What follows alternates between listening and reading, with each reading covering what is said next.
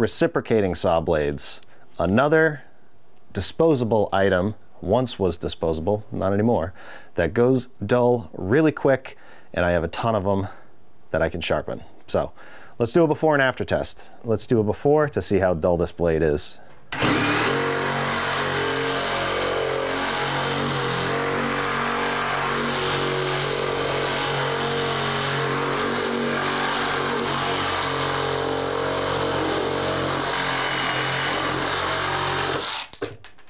So that's really dull, and I was putting a lot of pressure on that.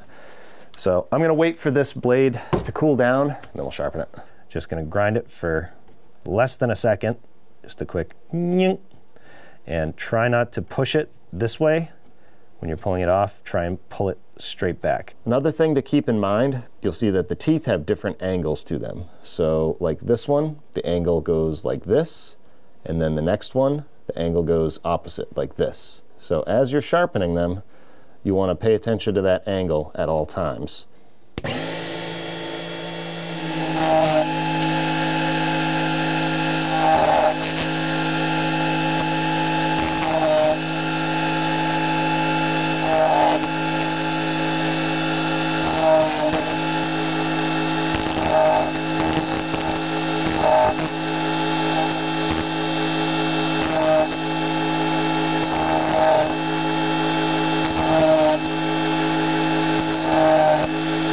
And after.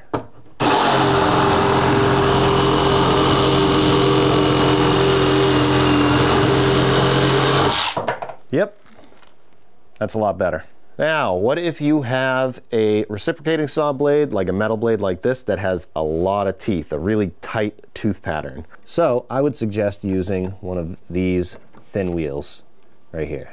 Now this is a diamond wheel. You probably shouldn't use this on steel, but for the price of these, the only thing that's going to happen is you're going to wear it out faster. So it might be worth it for the price of these to repair an expensive blade. And you would do the same thing.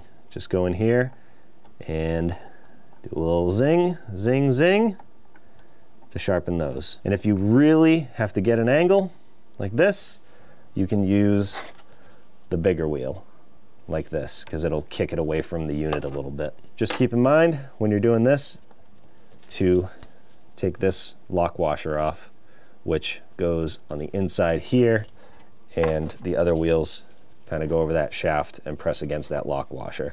So it's not the end of the world if you leave that on there. I'm sure it'll just rattle around in there. That's it. That's how you would sharpen these really fine blades.